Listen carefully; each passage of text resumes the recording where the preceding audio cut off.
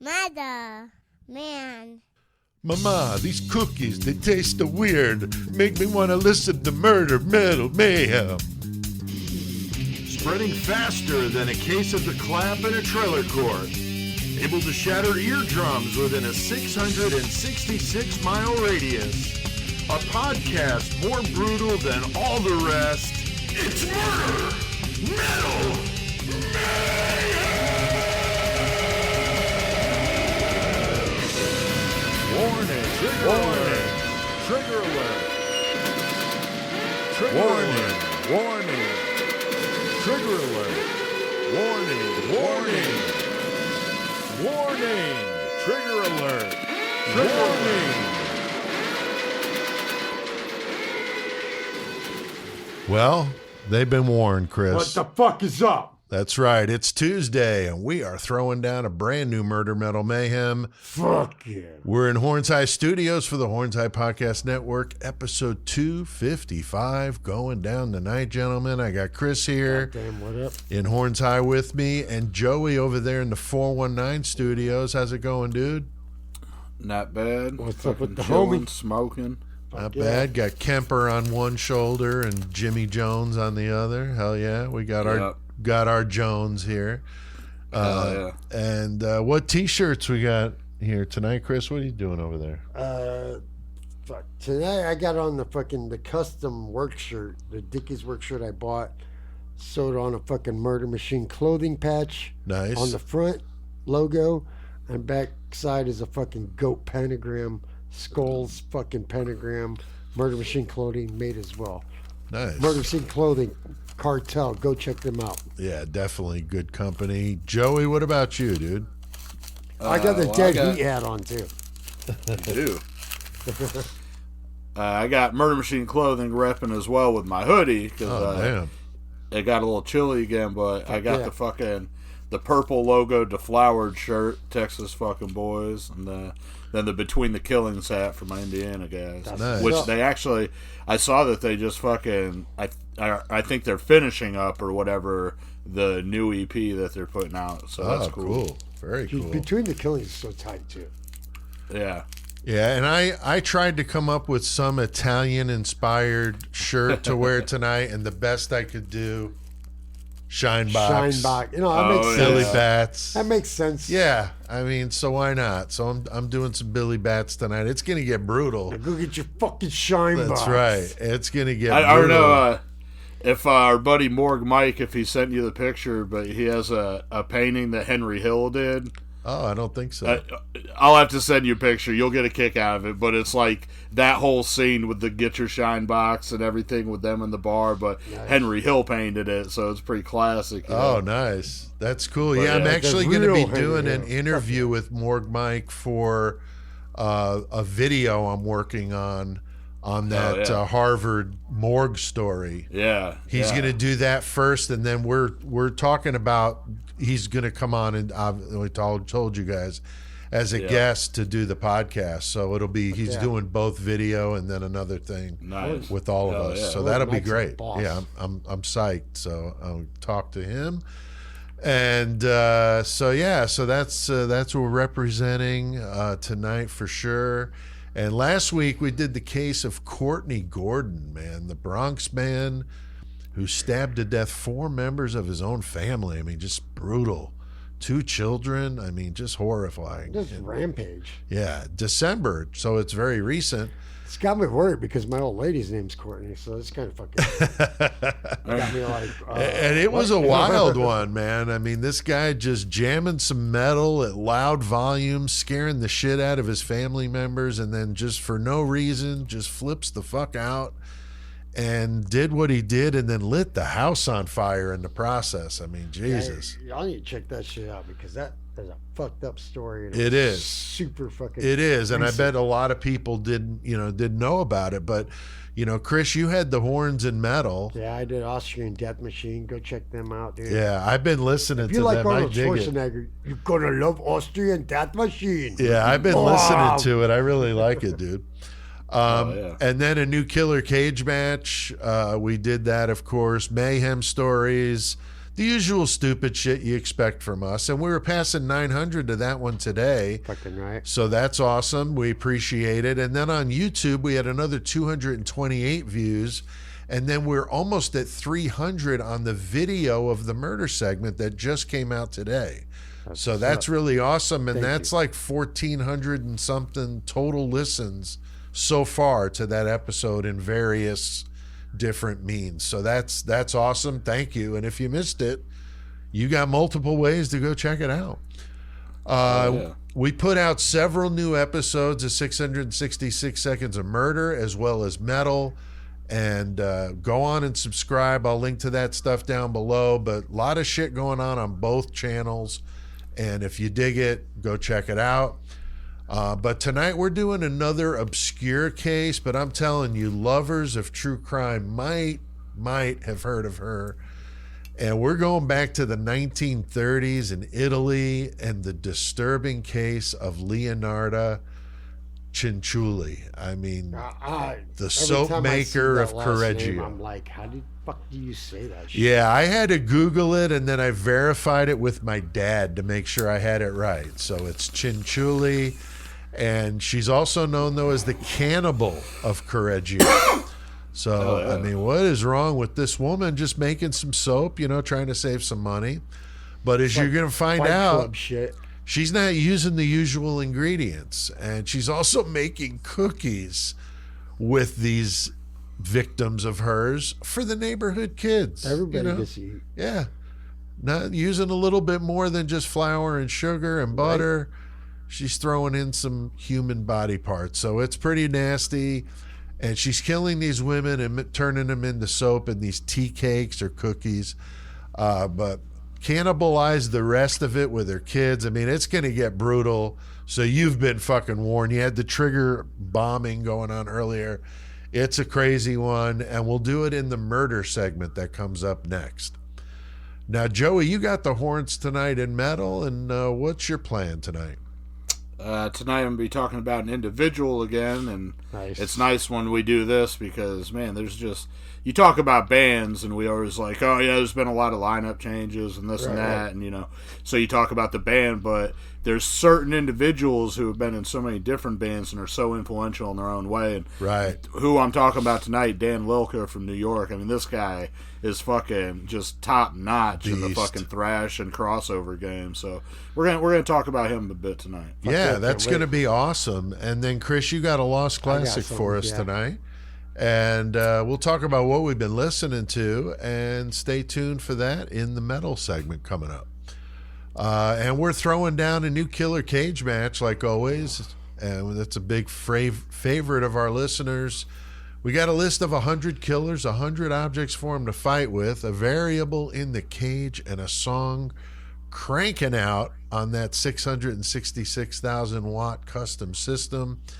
And it's a good time, and Chris will get some listeners to say thank you. Yes, we do. So, first of all, this battle right here in itself is strong, dude. Yeah. This battle right here, because the listeners we got is Miss CK herself, Laura Kovacs, going up against... She's fighting with. She's not fighting anybody. I guess it's a group effort. My bad. All right, you guys win. So, yeah, we got the queen of the 419, Peggy Sue. Hell yeah. And Laura fucking CK Kovacs. And then we got the motherfucker Ray Mac Daddy McFalls. The Mac Daddy himself. So thank y'all. Yeah, that's like royalty here, all three of them. We appreciate it. And we got a good one. Thanks to their... random numbers they gave us. Joey, we got quite the matchup here tonight. Who's fighting tonight? I'm just going to say tonight's going to be a very spiteful night. Both these people would probably hate each other in real life. They would probably scrap for sure. And who I'm talking about is Foot Fetish Killer himself, Jerry Brudos, and he's going to be going up against fucking Eileen Warnos. Oh, damn. That's a fucking beast right there. Yeah, that's going to be a fucking beatdown. I'm pretty anxious for this one. Oh, these dudes are going to go at each other. Right. I like the way you said dudes. And they're going to have a couple objects, Chris, and we know that can really change things up. That variable, we never know who that might be or what that might be, and then a song playing on that custom system. So it's going to get wild. It's a listener favorite for a reason, and we'll do it in Mayhem. So you got to keep on listening.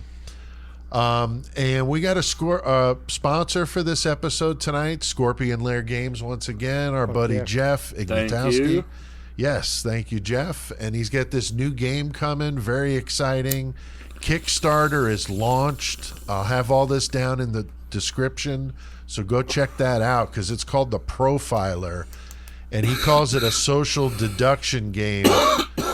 Very cool. If you like CSI and you want to solve the crime, you have to figure out which of the players is the killer, and you follow the clues and stuff. It's pretty cool. I like that concept a whole lot. Yeah, it's going to be really fun. And I bought one on the Kickstarter, so he's got to raise his goal for it to happen through the Kickstarter, but he's going to do it on his own if he needs to. But nonetheless, the game's coming. It's going to be awesome. It's available in French and German when it's released internationally. But not American? Of course. I'm just kidding. I'm kidding. But and you get yours in German, Chris. I mean, you're very fluent in German. And no custom fees to France or Germany. He's got 50 signed and numbered Super Sleuth editions.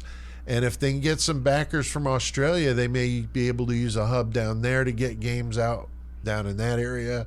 What up, Mick? Help out. And I'll link below to the Kickstarter and Scorpion Lair Games website. Just a great dude, and he's doing a lot of things. And I did an interview with him on Sunday. I'll talk about that in Mayhem coming up. Big thanks to everybody out there that listens. We keep on seeing the numbers. You know, it's just really humbling. We're at 5,800 on the podcast, and then another 31,000 views on YouTube this past week. So, Jesus. Keep on spreading that word. I mean, we appreciate it. Checking this out and spreading it. Now, real quick, guys, you don't have this in your notes because this was a last-minute addition. I remembered that I got an email from Mick in response to what Joey said last week about the pronunciations. Oh, yeah. Yeah. Okay, so here's what he sent me, all right? Hey, mate, tell Joey no one in Australia really gives a shit that Americans pronounce it Brisbane as opposed to Brisbane. We understand the accent differences. Try having Australians pronounce Arkansas or some of the other confusing states you have. Cheers. And that's all. It's all in due. Fuck yeah, Mick. But that's in awesome. due respect to the dude, your buddy that said that, we know he was just goofing. Oh, yeah, So everybody's just having fun with it. But I was dying when I read that. I had him. So this way you could say it either way, Joey. Dude, my motherfucking ass looks at Arkansas and says Arkansas. Right, of course, of course. Yeah. So we're yeah, 8 that is up. funny. We're 8 up, but you know that's just funny. But no, we love y'all from down there. Oh, we yeah. love the fact that we can get the information like this, from people like we're learning from the fucking sources, which is awesome. That is awesome. So what about those top 10 cities, Joey? We got fucking Chicago at number 1. Hell yeah. Brisbane in Australia number 2. Wait, how do you pronounce that again, bro? I'm going to say Brisbane from now on because, I'm just always probably going to do that. But it's funny because for 44 years of my life, I would have said Brisbane for sure. Right. I'm just going to start saying Brisbane. Hey, and for sure, I mean, you guys already know. I mean, how many motherfuckers say Illinois? All the right, time. exactly. Yeah, all the time. All right, so anyway, like I said, we had Chicago 1, Brisbane at number 2, Brooklyn, New York number 3, Birmingham, Alabama number 4. Birmingham's been on there for a while. They have been the last few weeks. Yep. Fort Worth, Texas, number 5. Nice. 6 is Temple, Texas. Oh, yeah. 7 is the 419, Nice. Toledo, Ohio. Number 8 is Decatur, Illinois. 9 is Honolulu, Hawaii. And number Sweet. 10, the fucking capital of Ohio, Columbus. Yeah, hell yeah. Fucking Ohio. So Texas and Ohio, man, and Illinois, and we appreciate all you guys and Illinois, everybody sir. out there listening. And then Yeah. Chris, what about the countries tuning in to Countries Murder is Metal always Mayhem? fucking U.S. fucking tops at 81%, and then we got Australia with 6%. Them Aussies be down there fucking Yeah, they dig it. fucking right. With 6%, and then we got Canada at 3%, Germany at 2%, Nice. and everything else is 1% or less. But we still love all y'all motherfuckers. It's fucking the UK, Denmark, Netherlands, Ireland, India, and Mexico. Hell yeah. So yeah, fuck yeah, thank y'all, appreciate it. Thank you, everybody. The YouTube stats this last month, we had 182,000 total views, 25,400 watch hours, and we gained 1,400 new subscribers. So thank you very much, all you YouTube people and the Horns High Club, 666 Club. All you guys are awesome. And make sure you check out that website. I did some updates to it today, so you can see that, murdermetalmayhem.com. And Yeah, Joey, I hear that bubble going on. What you got in there? I actually fucking picked up a whole bunch of different shit today. So God damn it. I'll be smoking various shit throughout the episode, but Nice. what I'm smoking now is something that I had put back and saved for a special occasion, and I just busted it out today. Right. So I don't know what one this one is, but it's fucking fire as hell, though. Getting you fucked up, right? Hell yeah. Hell yeah. What you got? I have no fucking idea. I've had a long day today. I will talk about a little bit of that in the Mayhem segment, but Yeah. I just grabbed some fucking weed. I was like, gotta go. Hell yeah. well, guys, we got a lot on our plate tonight. Going to be taking a trip east to my homeland of Italy and trying not to end up Sure it's as not bars idle? of soap. You sure it's not idly? No, I don't think so. So you're not going to order an Italian sandwich? Chris, what the fuck do we need let's to get do? our fucking murder on. God damn it. Hey. Hey.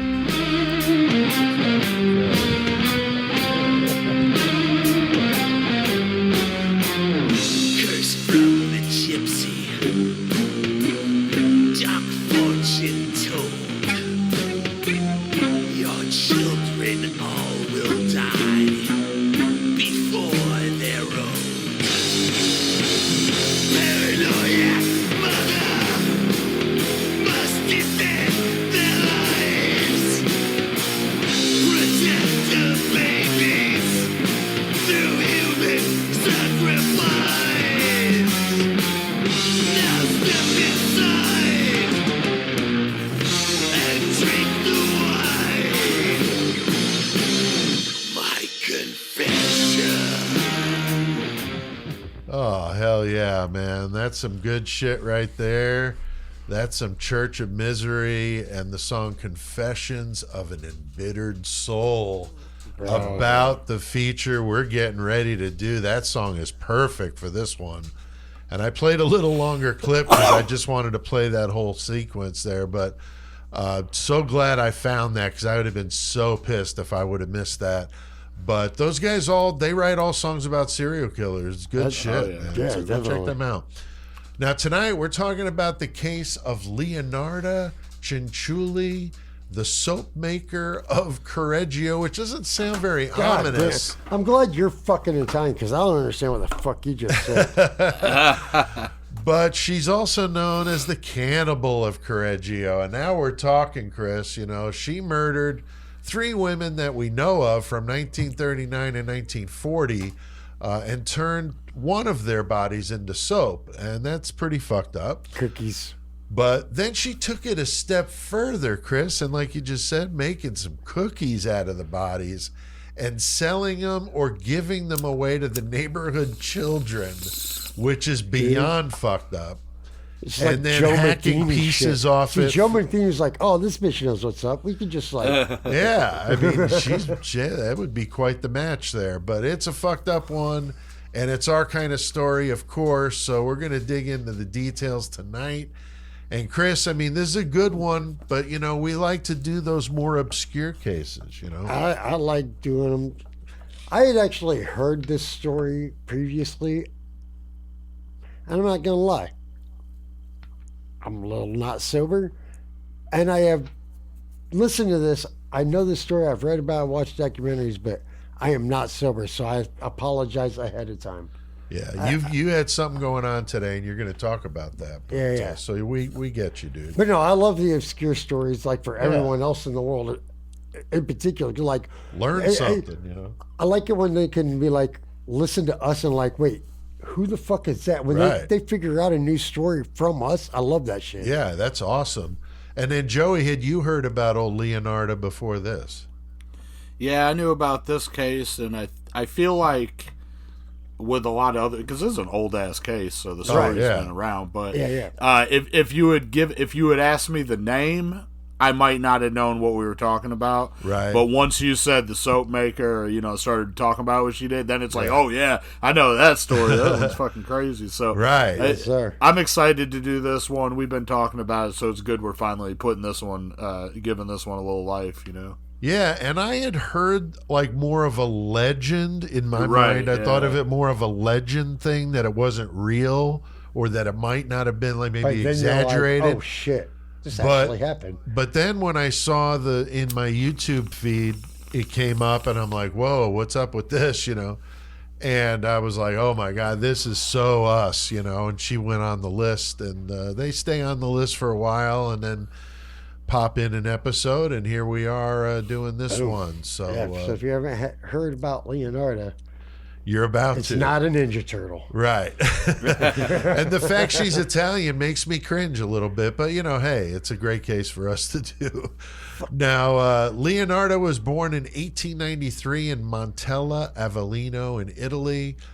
This is an area of Italy that's very rural, made up of small villages and towns and that sort of thing. She had a troubled youth, had attempted suicide twice, went to a gypsy fortune teller. Shit out of her mom all the time, and it really did. I mean, but it's amazing how right this gypsy fortune teller was. When she was young, you know, she was told she would marry and then have many children, but they would all die. So that's pretty fucked up. And she was told that she was going to end up in a prison or an insane asylum. Well, fuck it. Yeah, I mean, she's checking all these boxes here, and goddamn, I mean, this is, you know, from her memoirs, so we're assuming that she's telling the truth about this, but we don't know for sure. So, Chris, that's a pretty fucked up prediction. I mean, I don't think the Magic 8 Ball has that option on the, if you shake the Magic 8 Ball. I think this woman was just like, I see what's already going to happen to this child's life. Yeah. I mean, she was right on. Yeah. Or was it a self-fulfilling prophecy? We're going to talk about that. Yeah, she's just like, fuck it. That's what she says is going to happen. That's what I'm going to make happen. Yeah, exactly. Fuck it. So, Joey, your mom called her the devil spawn. What's up with that? Mommy of the year here.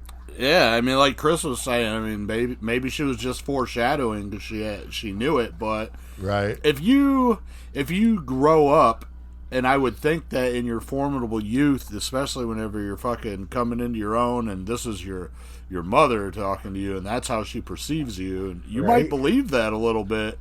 And you might believe that you got some of the devil in you, so her later actions and stuff might be, you know, explained a little bit. Exactly. I mean, you know, you wonder which came first, right? Did she get influenced by what she heard, or was it like a legit, like, somebody saw into her future? I mean, I'm a skeptic of that sort of thing, but I do feel people have abilities to do that sort of thing to a degree, and I don't have that. I've never had any experiences like that, but obviously I think some people do, you know. I think you're just like, fuck it. That's what they think of me. I'm going to make it that way. Right. And that's what you have to wonder. So she's 24. She marries Raphael Pansardi. He's a clerk in a registry office. Her mom was pissed because she wanted her to marry her nephew. So that's like some brother on my own grandpa shit going on. And apparently her mother put a curse on Leonarda. So she called her the devil spawn. She cursed her. And this dude was fucked up looking. The dude she married, Raphael. He had the most insane Coke bottle glasses I've ever seen in my entire life. Well, look at the time and age. I know, but you have to look at the picture. I'll see if I can find it on my phone because it's like funny. I mean, it really is. Right. Leonarda had issues with stealing and got arrested a few times. We've seen that before.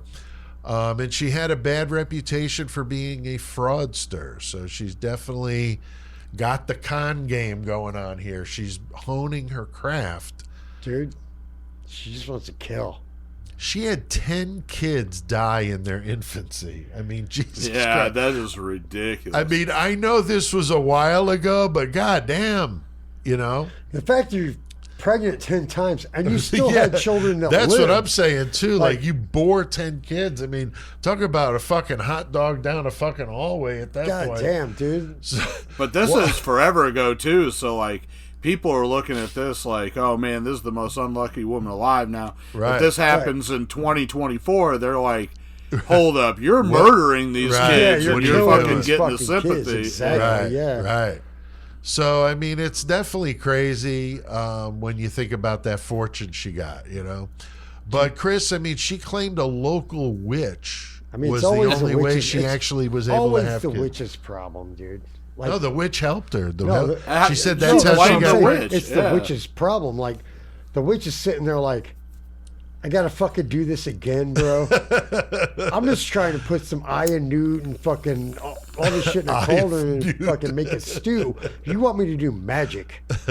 So she ended up helping with the magic part, and she ended like Leonarda ended up having 3 boys and a girl of Yeah. her own, like healthy undead. kid. Yeah, undead, right? So yeah, so Joey, she's got some mental issues, mental health issues, losing all those kids. I mean, Jesus, in her 20s and 30s, plus the abuse she took from her mom. I mean, that Shit. she's kind of heading for a fucking major fucking situation here. What do you think? Yeah, she's fucking, obviously fucked up in the head about shit. Probably has little to no faith in humanity or the fucking world the way it's going. And, Right? she, In your head, there is no like we humanity. Yeah, and like you said, she lost a shitload of goddamn kids, but she has a few too. Right. And so, as we're gonna see, like, she's gonna try to hold on to fucking, especially one of them, Yeah. at all costs, and it's Whatever become her it fucking obsession. takes, yes. Right. Yeah. Yeah, definitely. An obsession is a good way to put it. But I'm getting some reminiscent of the last week episode, Courtney Gordon, somebody just fucking snapping, right? You reach a fucking breaking point, you know what I mean? Everybody's got one, and she's fucking getting ready to snap. So now she starts getting into the occult. She's consuming books on like astrology and spells and hexes and spiritualism, you which do. for somebody that's a little off, that's probably not the best shit No, that's to just be perfect learning to about. me. You know what I mean? I wonder how people put out books like that back in the day, like without getting fucking lynched and killed. Hung and like you're Or- you're a witch. Like I don't know. Yeah, I like, mean, there what was the a lot fuck? of that kind of stuff out there, just underground Yeah. presses. Like Right. a lot of the early Lovecraft stuff was done on like small, private, like underground type presses. Yeah, Marquis de Sade had to sneak all his shit out after Yeah. he fucking got in trouble. And Right. I mean, they find a way, but yeah, it is kind of wild. And so, she's got this whole thing with the curses, and she's trying to figure out how to neutralize them because she thought about her mom cursing her. Now she So can't all worry this about is her going on. She moves now to Lacedonia, which is another small village that got hit with an earthquake. So for fuck's sake with this woman. So then think the she's two the of them, she's still problem. married to Raphael. They moved now to Correggio. So that's where the story gets kicked off. I mean, talk about a black cloud over your fucking head. I mean, Jesus Christ. you can't when No. everything follows you. It's like Yeah, it's terrible, man. It's terrible. So her thoughts become more and more disturbed. She's got very odd beliefs. She started a small business out of the home there in Correggio, making furniture, but mostly clothing. And that's something a lot of Italian immigrants did when they came to the U.S. in the 20th century. Both sets of my grandparents were born in Italy. And when they came here in the 20s, which was during the Depression, what a great time to come here. Both of my great-grandfathers, as well as my grandpa on my mom's side, were tailors. And my grandpa worked at Brooks Brothers, making the nice high-dollar suits. Nice. So a lot of Italians did that kind of thing. So, Chris, I mean, she was offering, like, palm reading. I mean, so it's like, buy a fucking end table and I'll read your fucking palm. I mean. What was her name that was on TV? Come see my... Miss Cleo. Miss Cleo, call me now. I tell you your future. Right? Yeah, exactly that, dude. But, like, even, like, back then, like, people are all, like, into themselves and, like, you got to be one with the world, whatever. Back then, like I said, how did they not looking at her? I know it wasn't like the Salem days or whatever, but still, people are like, yeah, she's fucking looking weird. around like, why are you not being fucking judged because you're a witch? Yeah. But yeah, it's like, call me now. Yeah, it's definitely kind of strange. But Joey, she's having prophecies though of the people in the town, and she's giving these prophecies to these people. I mean, they're enjoying it apparently. Yeah. I mean, she's ran in these circles for a while now. She's been dealing with the occultists and witches, and, you know, she's got it down probably pretty good, and she can, especially these fucking rural people, like, she can fucking hustle them a little bit with her words, and they believe kind of what she's saying. I mean, it's no different than the modern day. You go down to fucking New Orleans or somewhere, and the street hustlers, if they're good at what they do with the fucking palm reading and shit like that, they can make money. They can get people to believe shit that they tell them because they're good at that, you know. And then of course those people also, but also you got to imagine that a good portion of those people start believing it in themselves, like, oh, I can do it because I know how to do it, you know. So it's a lot of it's probably psychological, but I think that's what it's all meant to be anyway. So good on people that are fucking good at that. But man, I'd be damned if I find one that's good enough to fucking hustle me. I had too much money. I mean, if you're doing it for good reasons, you know, you're entertaining people, that's one thing. But if you're taking advantage of people because of that, that's definitely not cool. Especially when you start killing them. Yeah, for sure. So yeah, she's starting to get crazier here by the minute. So, you know, her husband couldn't deal with her anymore. Poor Raphael, he fucking can't deal with it. He's up drinking. I'm getting fucking wasted. He's just getting drunk, Chris. I mean, he's got his own fucking nation, whatever nation is in Italian, not Nacional or whatever the fuck it is over there. What is it? But even the bottle wasn't enough, okay? There was no, like, medical weed back then, you know? So he's left Leonarda. He's like, fuck this. He gets out of town. He's smart. Good fucking on Raphael. He fucking made a good move. He lived. Probably saved his life because of that. And, he would have been in the fucking bars of soap or the cookies later on here. So now she's got 3 adult kids. The boys are off doing their thing. One was in college. Another one joined the Italian army. But her daughter was still at home and educated by local nuns. But then I got other conflicting stories that the one in college was the one that went in the army. And there was the other one, the younger of the two, Giuseppe, and he was living at home because he's part of the story. So there was a little bit of conflicting stuff I read. Definitely do not want to get raised by nuns, especially back then. No. So she's continually getting arrested for petty crimes, grifting, you know, ripping people off. But she's doing the furniture and the clothing thing to survive. She's, you know, doing what she can. And this is a time when most men didn't pay child support, you know, which, of course, nowadays it's fucked up to think of that, but it was a thing back then. So she was doing this shit on her own, I'm sure. Yeah, and now. Yeah. So got World War II brewing, Chris. And now she starts getting a little crazier here. Yeah, because, like, it's World War II starting up, and Italy's fucking in a fucking weird state and whatnot. Right. And they didn't know what side they want to be on, but then there was Mussolini comes in. Crazy motherfucker. Like, that's a whole different story. I'm not getting into it. Right. But her son was in the army, and she's like all worried, like, oh no, my son's going into battle. He's going to get killed. So now all of a sudden, all this voodoo shit or whatever you want to call it, she's like, now I have to make sacrifices to keep my son alive. Now, and that's basically what it is. Yeah, she should have made a fucking Nganga. Yeah, 100%. She basically did, I guess. Like, her own version of it. I guess. I mean, if you want to wash your body with it and eat it, that's cool. I guess they did eat the Nganga, but yeah. Right. But yeah. So Joey, now she's having these dreams about her mom and the bad things going to happen to the son. I mean, she's starting to slip, man. Like I said, she had been experiencing loss for so long, which... Right. You know, was she causing some of that loss? I'm still not so positive about that. Right. Exactly. For the sake of the way the story is told, she just lost the children, so she experienced a lot of loss, and she loved Giuseppe. Like, that was her.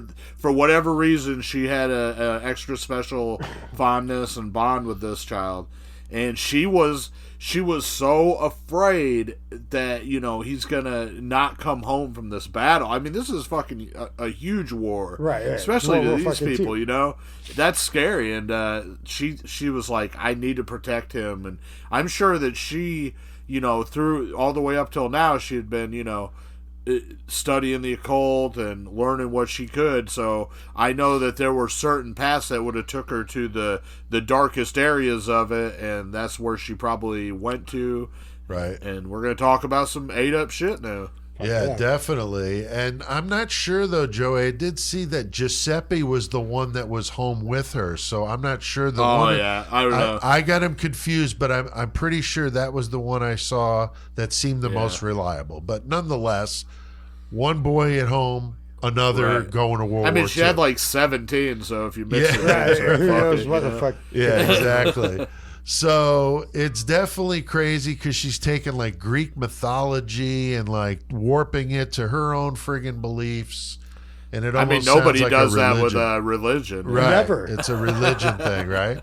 So Never happens. So now we introduce Ermelinda Faustina Seti into the story. So she is Leonarda's friend who came over to have some tea and cookies. Yeah. So just friend. Nice, you know, hang out with your buddy. She gets hit with a fucking axe so hard that her to the neck that she was nearly decapitated in one fucking shot. I mean, Jesus Christ. For a small How middle-aged strong woman, is this lady? Yeah. I know. She's this little friggin' feisty bitch, but fucking, you know, back in the day, I mean, she's making furniture, you know, people worked fucking hard back then, you know, so Like Dorothy. she had some fucking strength, man. It's like fucking, what's her name? God damn it. Never Lizzie mind. Borden. Nope. But, you know. I'm talking about the strength. Oh, for sure. Yeah, I don't know offhand, Whatever. but yeah, she is a fucking strong woman.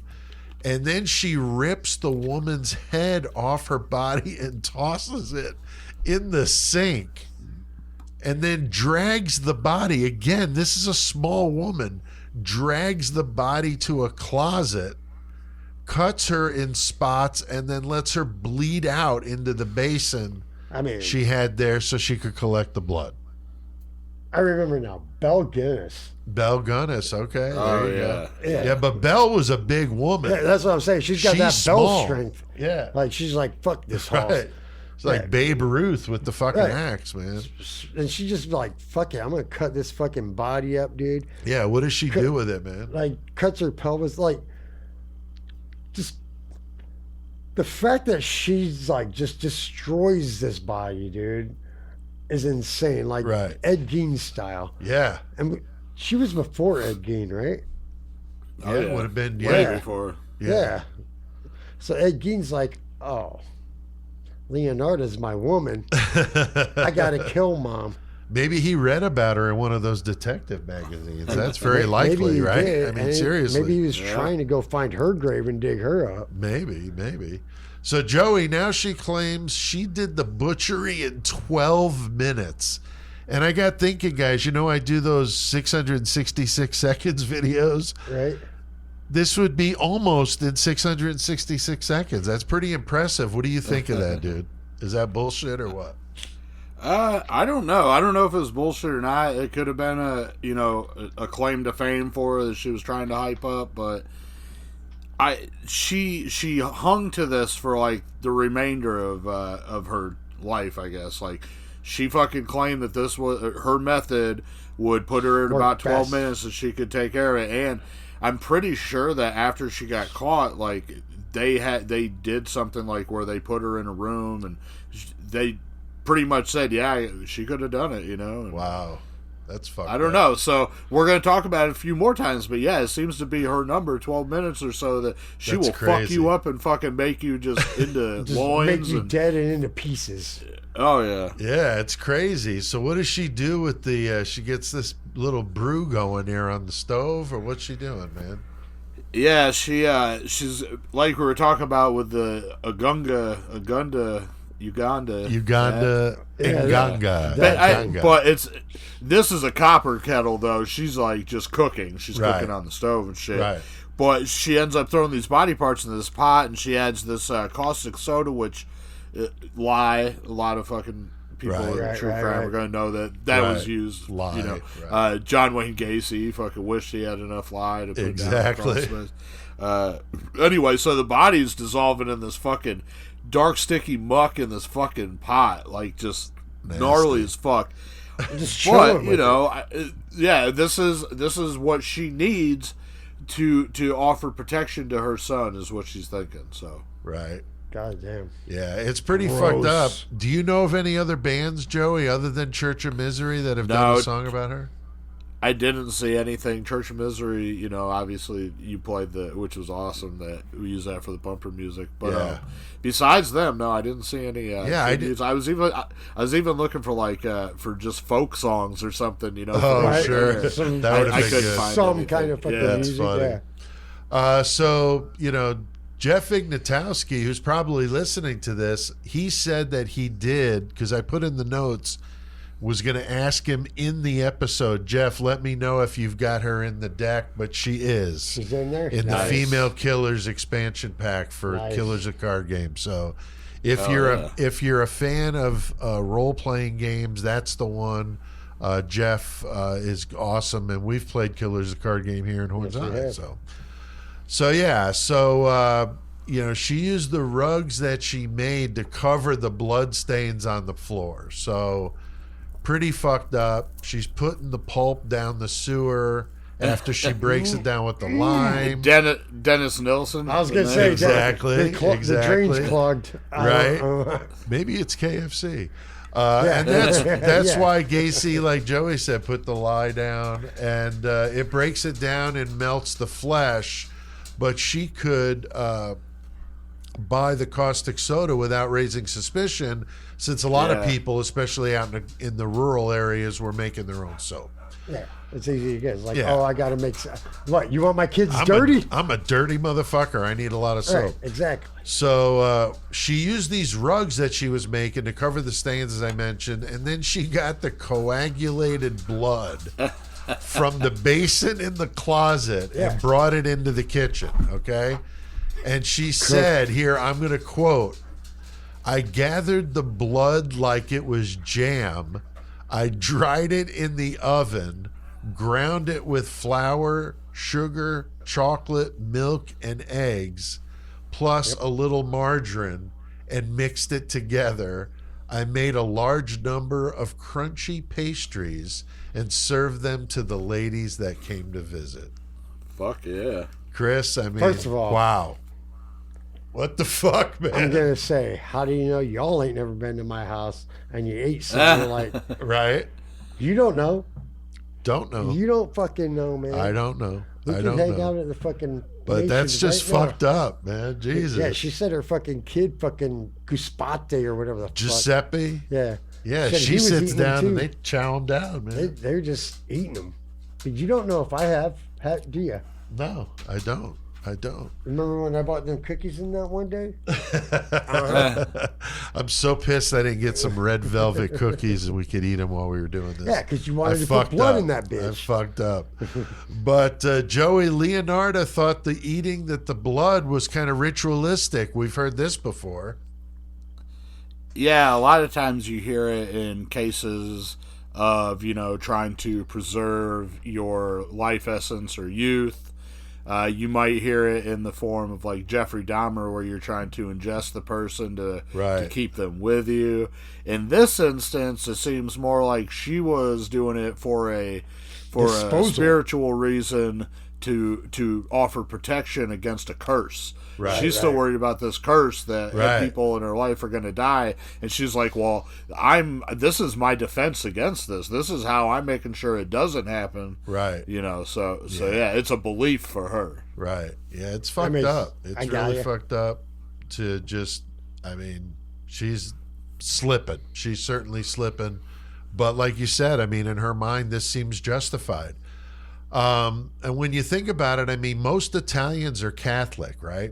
And they are taught that when they eat a communion wafer, they're eating the body of Christ. Yeah. And then when they drink the wine, it's the blood of Christ. Now, this is, of course, taught to us as symbolic. So it's no wonder that somebody that's a little mentally off, maybe from being fucking raised by a crazy ass mom, blood of Jesus, and these prophecies and shit, and she's just kind of working herself up. This is gonna fucking. I could see where she's getting this whole, because it's very similar to what she probably was raised with as a Catholic. She was probably making batches of Eucharist to fucking hand out. I mean, it's weird. I got thinking about that with the whole Catholicism thing. So she believed that doing this with the cookies with the kids was like dipping them in the river Styx, which is supposed to be, this mythology thing about being pure and protecting them. Gotta have coins. Yeah, I guess. Or you got to be a classic rock band from Chicago. Exactly. Right. Yeah. So Chris, I mean, now she figures, why let the body go to waste? I mean, we're here, we're hungry. So what does she end up doing, dude? She starts cooking the fucking meat and shit. She's already making fucking soap, already making cookies. And I was like, no, she hasn't made soap yet. She's working up to the soap. She started with the cookies. I thought she started with the soap. No, the soap is the last one. I'm back. The soap is the last one. Dude. I told you I wasn't sober, y'all. That's all right. That's all right. No, so she hasn't got to the soap yet, but I mean, she's making these cookies, being resourceful, man. Boiling up the fucking meat for dinner and giving it to her kids and shit, though. Yeah. It's protecting her children from the curse. It's so fucked up. I wonder if the kids knew what they were eating or if she lied to them and said it was a pig. I don't know. By the way, that's chicken. Right? By the way, at this point of writing these notes, while I was writing these notes, I put this in here. I got a bit hungry with all this talk of cookies. So I ate a few cookies. They're oatmeal. To get in the spirit of Leonarda Cianciulli. So definitely. Any cookies. So, Joey, I think it's kind of like method acting, eating the cookies and, like we ate barbecue, right? Me and Chris. You did. And, I mean, you have no idea what that meat was for real. You just took it at face value that you were served, fucking pork or whatever. Right.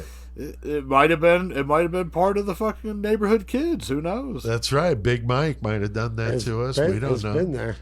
So now Leonarda is preparing to strike yet again. World War II is going full force. Italy getting their asses kicked in Africa. And she's incredibly worried about her son. And she thinks that they need another blood sacrifice. So this time it would be Francesca Clementina Soavi. And she was a poor fucking woman. Italians in their names, man. Right? And so you're lucky I'm here tonight, right? She was a poor woman and single, so Leonarda figured no one would miss her, and so she promised that she would help her find a job and a husband, apparently. And, I got you, girl. Right, right. She also had to write her, or had her write to her family. We've heard this one First before. of all, don't do that. Right. The Australians, the Second. David Burney, they had them do the letters ahead of time Yeah. and mailing Second, them out. Do not, Francesca, ever sign over power of attorney to everything you own. Yeah. Because you know what? You're about to die. Right. And she's about to get everything you fucking own, dude. Right. Not a good idea. Because no, you don't got family worrying about you at all. Just don't sign. Right. That's fucking stupid, dude. I don't like it. It is. Poor Francesca. Like there's been, again, fucking, what's her name? Guinness. All these dudes signing their fucking goddamn shit over. Like, why would you do that? That's I dumb, don't get it man. either. But she thought she had a husband there. She was wanting some. So I just heard. Yeah. This woman that she's just supposed to be your friend. She's like, oh, send your shit over. I got you. Right. So I mean, it is kind of crazy, Joey. I mean, they made a toast with wine, but what happens to what did Leonarda do? There was something in the wine, and fucking, you know what I'm saying? All of a sudden, her friend fucking gets knocked out. Fucking, she's got this MO down. She loves the axe. She loves the axe to the neck. So she laces this woman's fucking wine, fucking gets her fucking grogged out on the couch. Actually had to talk her into drinking that, right? Oh yeah, she did. Yeah, she didn't want to at first, and fucking she did talk her into drinking it, and then you know, of course. Maybe it was better that she drank it so she didn't know what was going on, because I think she was going to catch an axe to the neck regardless. Oh, no matter what. But, bro, it's not peer pressure. It's just your turn. Yeah, definitely brutal, but she repeats the same process, right? She puts the head in the sink. I mean, she's got this whole system down. I mean, she's like she uses a closet for fucking her hanging room where she fucking bleeds it out. Yeah, I mean, she's like the Ray Kroc of like serial killers here, you know, streamlining McDonald's. Jesus Christ. She's got this fucking system down in 12 minutes, she's claiming. And like I said, I mean, if she could do it in 11 minutes and 6 seconds, you know, 666 seconds, now we're talking, all right? So, but not quite, Leonarda, not quite, all right? Now, we're getting all this from her memoir. So, again, we're just relying on her telling these stories, so who knows. But like Dahmer, you know, the neighbors would start complaining about the smells, you know, and all this. And, you know, they did this again, you know, with the second body. So she's starting to get some complaints. And, you know, she's making these blood cookies, boiling the meat and eating it, herself with her kids. So that's just fucked up.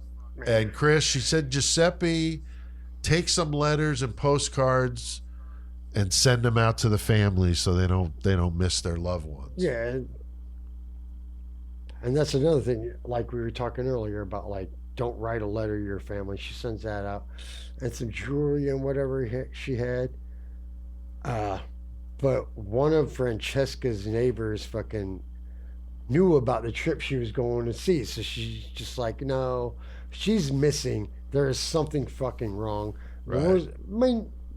Mind you, fucking World War II is going on. So there's people missing. But this neighbor knew. It was like, no, I know where she was going. She didn't just disappear. Go check out this woman here where she went. Go check out this address. Yeah, and because the war was going on, things were kind of chaotic. So, but you're starting to build, like you're saying, Chris, she's going to slip. So now enter the third and last victim. This is Virginia Casiopo. Come on, Pete. I didn't look at this one again. Casiopo. She's a retired soprano opera singer who people knew. So this is definitely not smart. Well-known victim. And we've seen that kind of shit go wrong. Somebody that people know, you know. That's why motherfuckers like fucking Green River and shit. Prostitutes, fucking, like, nobody's paying the attention. nameless, you know. Leonarda lured her with the promise of a new job and a better life in Florence, Italy, as a producer of operas. I probably would have went too. She was retired and she was really fearful she wasn't going to be able to make a living anymore. So she was very excited, and she was told though to keep the job a secret. And of course, that should have thrown up some red flags, but, you know, she was so desperate. So Leonarda, because she's the fortune teller, she knows how to lure out what people want. Manson was good at this, and then taking care of that want. You know what I mean? The perfect fucking con. I can take care. You're struggling. Right. I got the fix. You can see it like, I know what you need. Right. Fucking. Yeah, the really good con men. That's what Goddamn they used do. car salesman. Right. So No you know, offense. she needs the money and the job, and she's desperate. And Joey, so you know, the same exact thing. Now to this third victim, she's got this system down, man. Yeah, it's her MO. She knows how to fucking make it work, and she's gonna keep going. Now this one though is a little bit different because, this is more of a public figure, so there's going to be a little more fucking attention to her missing from the scene. But also B, she thought that Leonarda thought that her skin and everything about her was like pretty elegant, beautiful. So she wanted to use that in a different way to help her and her friends out by making soap. Yeah, might as well. Which Chris was talking about. Yeah. Yeah, you got this lying around, right? And you got fat. Yeah, like I said, it's a Fight Club shit. Yeah, exactly. So she's got this soap thing going on. She thought the opera singer's flesh was special, so she would make soap with it. And so you'd eat the ones that you don't feel are special, but you would make soap out of the one that is. I would think it would be the other way around. I've never made blood cookies or soap out of anybody I know, but that's a fucked up way of looking at it, you know. Oh, well, I mean, if I was Ed Gein and I was making my skin suit, I would rather wear the face of somebody I thought was pretty and clean than some scumbag shithole that I found on the street. It's like, hold on. Right. Face tattooed up. I don't want to wear that. I don't want that shit on my head. Fuck no. Neck tattooed. So she adds some cologne and ash to the mix to make the soap and giving it to the neighbors. Beautiful little baskets, maybe. And she said that the blood cookies from this victim were sweeter than the others. So pretty nice. But the neighbors raved. I mean, they loved it. And she stole money. Of course. She got a bunch of money out of this. But I got these cookies. She got a bunch of money though from this ex-opera star because she stole equivalent of $41,000 today, plus a bunch of clothes, shoes, jewelry, and other things. Right. And people would miss this former celebrity, and so that's just dumb. And her sister was suspicious of Leonarda because she knew that there were these other two victims that had some ties to her. So she's smart. She goes to the cops.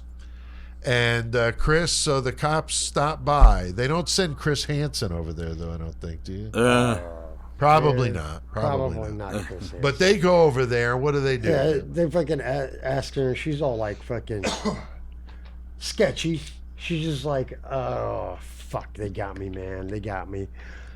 But there's these two detectives and shit that are looking...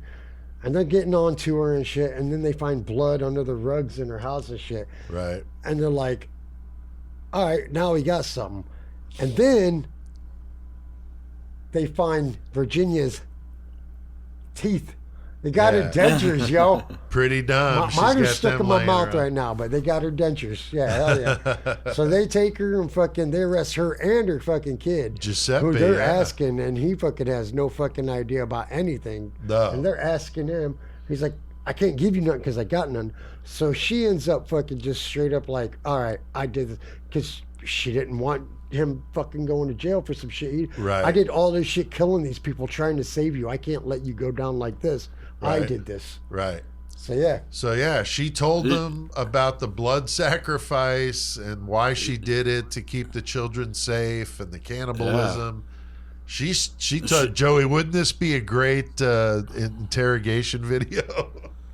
Yeah, for sure. I mean, she in her memoir or whatever, her reaccountants, she said, talking about Virginia, she was like, she ended up in the pot like the other two. Her flesh was fat and white. When it had melted, I added a bottle of cologne, and after a long time on the boil, I was able to make some most acceptable creamy soap. It gave Barr's neighbors and acquaintances. The cakes too were better that the women was really sweet. She said she was so sweet that her cakes were better than the other two ladies. Jesus, that's what's up. What the fuck? That's what's up. God damn, yeah, that's some good stuff there, you know. So she's telling the cops everything, and both her and Giuseppe were actually kept in prison for 5 years while the war was going on. But then once the war was over, they let him out. So that's fucked up. They kept the poor bastard for 5 years. I need some compensation for that shit. Yeah, right. And and then she's ends up staying. She gets put on trial, and so Joey, she's talking about all this blood shit in court, the tribute and all this stuff. And what ends up happening, man? She's obviously going to try an insanity plea that they ain't got. This woman's obviously fucking Looney Tunes in some aspect. Right. So you got to try that. Right. Yeah, but they don't really go for that. The jury, they find her guilty. Right. She gets 30 years in prison, and then 3 years in an insane asylum added to that. So they're like, hey, we're not going to find you not guilty by reason of insanity, but we think you're kind of crazy. Right. Yeah, so you're going to get an added 3 years anyway. She died in prison at 77, so she didn't make it to then. But and you got to figure crazy. They probably knew that if they really wanted to keep her in that asylum, they'd just say she wasn't fit to leave, and then she'd never leave. Right. So they pretty much gave her life. But pretty wild. That. She, like you said, I mean, what else are you going to do but plead insanity in a case like that? Right. I mean, you're already crazy and everybody knows it, but you're not getting off on that shit. Fuck you. No, and then being Catholics, too, I mean, that's not going to fly with a lot of, super religious people. Anal does. Freaked them out. What's that? I said anal does. I thought it was... I thought it was funny, though. They let her work in the prison kitchen, which is pretty interesting. I mean, why not? And aside from the 3 murders, the rest of the story is from Leonarda's own memories or memoirs, so we don't really know. But, this is a disturbing story, so I'm going with that it happened, Yeah. Because we love that kind of craziness here, but it's a disgusting, awful story. But anything to add to Leonarda Cianciulli, the Cannibal of Correggio? I got a couple things real quick. Yeah. I don't know if it's true or not, but I did see a couple places that they said that coroner or whatever, one of the specialists, whatever, was like the caustic acid or whatever would not be able to eat the body in that place in court. And she's like, bring me a body, any size, any weight, whatever. I can show you right now. Oh, damn. It fucking works. Wow. So, like, could you imagine that? Like, you're, like, on trial for all this shit. And you're just like, you know what? You want me to prove this shit to you, homie? Right. Right. And then the other one was, I don't know if this is true or not. I meant to fucking look it up to double check it so nobody fucking take this as fucking gospel. But I saw that, like, her cookbook was out. None of the blood recipes, but, like, she had a cookbook that fucking people followed forever, even after she fucking went to prison and everything. Oh, wow. None of the recipes with the blood, but they were like they were badass recipes that people checked out. So, God damn it, now I'm gonna fucking see if I can find that shit because I saw that. But yeah, that's all I got. That's cool. What about you, Joe? The only thing I would add is, believe what you want from this story and take what you want. During a war where I think something like 65 or 70% of the soldiers didn't come home, right? Her son survived that war. Magic. Yeah. So maybe there was something to what she was doing. Maybe, yeah. Maybe there's some science behind it. That's pretty interesting. Yeah. Wow. Nice. Well, definitely a good one. I did some research on watching The Casual Criminalist. I always love his stuff. Also, Murderpedia had some good information. Wikipedia as well. Not a whole lot on her, but there's a few things you can watch. Of course, now you got us. And or listen to the Church of Misery song, because that's pretty fucking awesome. Yeah, the Church of Misery song is fantastic. So next week, though, guys, going back to Australia, our friends down under, for a discussion of the Tasmania Penal Colony. It's a good one. And Tex and I did the interview with Mick, our friend, listener, and 666 Club member, and former Australian federal police officer. That was interesting, as always, with Mick. And we're going to incorporate that into the episode like we did the last time, so that'll be awesome. And we got a lot of listeners down there, so we wanted to say thank you to them. Thank you, Australia. We love you. Exactly. Joey, how about some page a day for us? What do you got, buddy? I only got a couple quick ones, but pretty classic. The first one they're talking about is true crime literature, which, you know, that's pretty popular with us. Obviously. We read a lot of shit and fucking true crime, you know. So anyway, mainstream media, they may place the proliferation of true crime in the past decade, but really tales of dastardly deeds like murder, sex crimes, like assaults, all that stuff, capital crimes, they date back almost as far as the invention of the printing press. There were true crime pamphlets ranging from 6 to 24 pages that became popular as early as the 1550s, so a really long time ago. The early true crime stories often focused on themes of divine justice, but some also highlighted the plight of marginalized people living in poverty.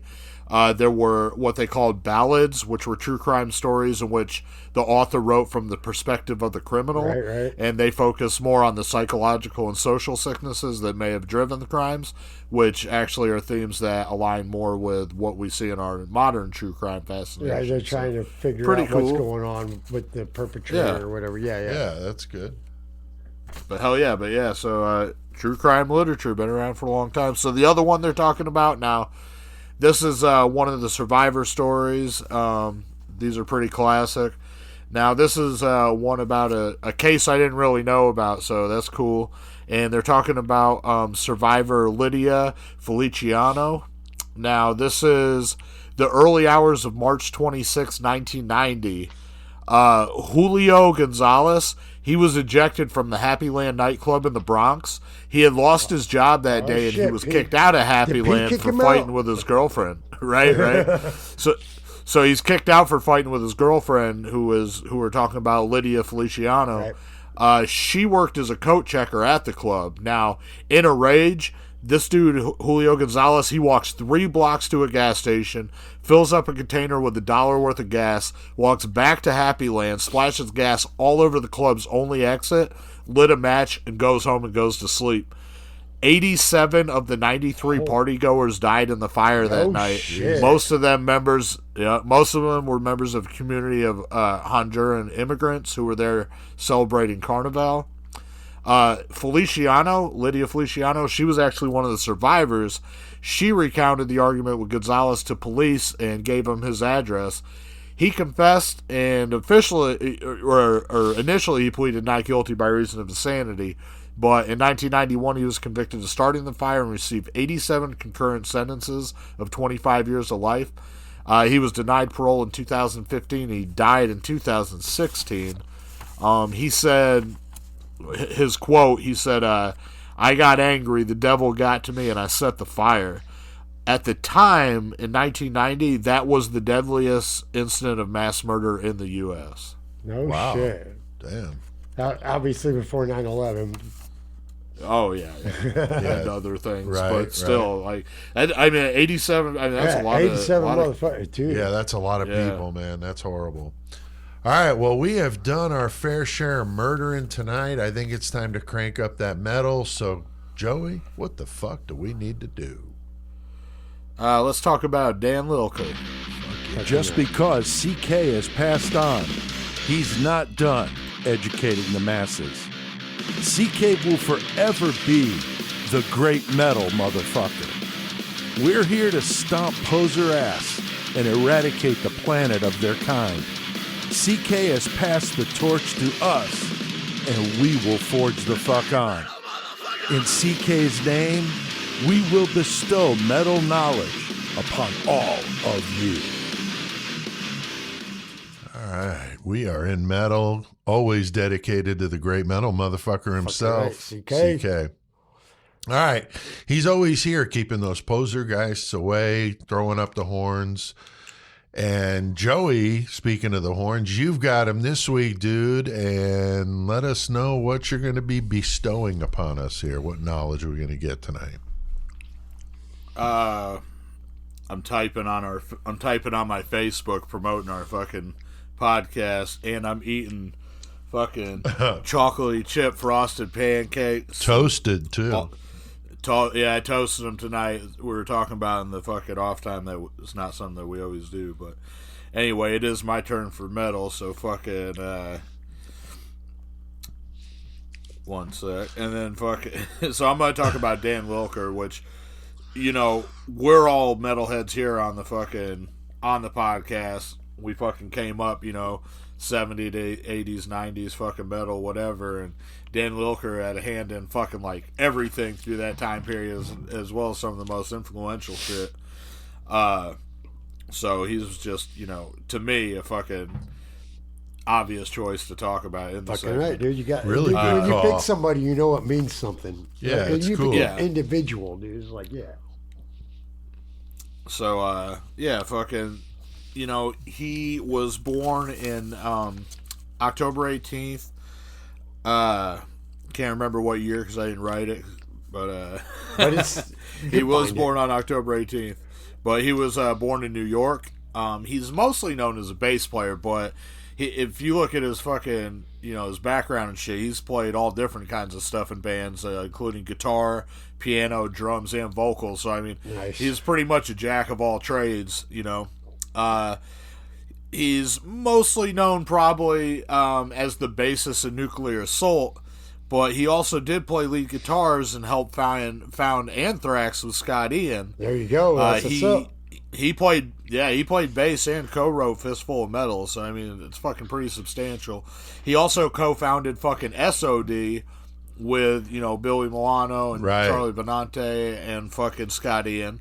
So that's fucking huge crossover. Yeah, Joey, I looked it he- up. He was born in 64, so he's 64. He's okay. He's a couple 3 years older than me. So yeah, he's 59 right so now. thank you for looking that up because I can't believe I forgot that. In the past. All It good. happens, dude. But damn Pop-Tarts. Fucking Pop-Tarts make your mouth dry every time, bro. So yeah, he also played bass in Brutal Truth. I mean, that's fucking some heavy ass grinding shit. So That's fucked I up mean, that you just said that. Nope. yeah, his You're good, fucking you're good. speed picking and all that dude's sick. So he played Exit 13, Ravenous, whole bunch of other ones. He played. He was involved with Sick of It All. So a lot of stuff. Now, currently Dan Lilker, because this guy's still active too, but he's currently involved with Blurring, Evil Wrath, Nunfuck Ritual, Stormtroopers of Beer, Nice. Tales of Ethereon, and United Forces. And in the past, he was on, like I said, Anthrax Fistful of Metal, also the Armed and Dangerous EP. He was with Brutal Truth from 1990 to 2014, so a really long run. Crab Society back in the day, Crucifist, Exit 13, I said, Extra Hot Sauce, Hemlock, Nocturnal Hellstorm, and Holy Moses. Now, in Nuclear Assault, he was on The Game Over and The Plague. He was on Survive and Handle with Care, Out of Order, and one of the more recent Third World Genocide. So heavily fucking involved, obviously, with Nuclear Assault. And I would say, Okay. whenever I think of Dan Lilker, that's the first band I think of. Me too. Nuclear With so Assault, much yeah, other. right on. Me too. So with SOD, he was on Speak English or Die, as well as he was also on Bigger Than the Devil. He was in The Ravenous with Killjoy from Necrophagia from 1997 to 2004. He played bass in Venomous Concept since 2007. Now, he also played bass live with some bands of significance. I mean, with a lot of stuff, but Right. he played live bass for bands such as Autopsy, Dark Angel, Lockup, and Soulfly, so some pretty heavy hitters. So he's out there getting it, yeah. He was a session guest in a whole bunch of recordings and stuff, but also like Agoraphobic Nosebleed, Immolation, Psy, and the Berserker. So, I mean, Dan Lilker, this guy just involved in the metal scene forever. Yeah. Cool dude, huge influence, and just involved in so many different facets of the metal world that you got to appreciate some shit like that. And I hope I fucking brought this up to some of y'all. Y'all might go back and listen to some of this stuff, or go check out some new stuff you didn't know about. Hell yeah. Yeah, I have never met Dan, but I know of people that have met him and worked with him and said he's just an awesome dude. So hell yeah. That makes it even better. So that's awesome. All right, well, Chris, what about that Lost Classic you got? I do have a Lost Classic, and I did not realize that Don Lilker was in this band at all, because my Lost Classic is fucking 1997's fucking Brutal Truth, Sound of the Animal Kingdom. Like, literally, dude. I was like, wait, hold on. He was in Brutal Truth? I just love that fucking album, dude. I didn't realize he was in this band. I was like, you just said that? Fuck That's yeah. wild. Like, how shit works out here sometimes. Fucking right, dude. So, yeah. 97, Brutal Truth, Sounds of the Animal Kingdom. Check it out, dude. Nice. I don't know if he was on that album, honestly. I think he probably was. Yeah. Right on. Yeah, I think he was with them through that time period. Fucking so right. I mean, that would make sense. So there you go. That fucking worked out awesome. I got the horns next week. I have not decided yet. I got a couple different options, so I'm going to leave it as game time decision. There you go. Next week. So that'll be good. But yeah, I'm not sure yet. I got a couple different options here. All right, what have we been listening to, Chris? Anything you want to point out? The new Skeletal Remains. Fucking nasty. Jam the shit out of that. It's very Morbid Angel. Oh yeah, like very Morbid Angel. It's very. I love it, dude. I love it in a good way. Yeah, not in a bad way. No, like not fucking at all. Badass as fuck, dude. Yeah, like super awesome. Also, past couple days, for some reason, it came into my head. I've been going through the Guns N' Roses discography. I fucking goddamn Appetite, Lies, both the Use Your Illusions. I never really was into the Spaghetti Incident, but I've been going, and I've been listening to what else? I have fucking Winds of Plague. That's old school fucking MySpace deathcore band that I fucking dig. Yeah. But listening to them again a little bit, just shit like that. But that new fucking Skeletal Remains, if you ain't heard that, check that fucking shit. Oh my god, dude. Yeah, it's fucking badass. I definitely dig it. What about you, Joey? Still jamming that fucking Brodekin leak from their new shit that's coming out. Fucking with Brennan on fucking drums. Stoked for that. Yeah. I was jamming fucking a lot of the Nuclear Soul and Anthrax both because I was doing the Lilker shit. Makes so of sense. Course, yeah. Put me in that fucking state of mind. Right. I was jamming fucking some Skate Nigs. Fucking. I love that shit, bro. Yeah, I love that album. So I was Come on, man. Today.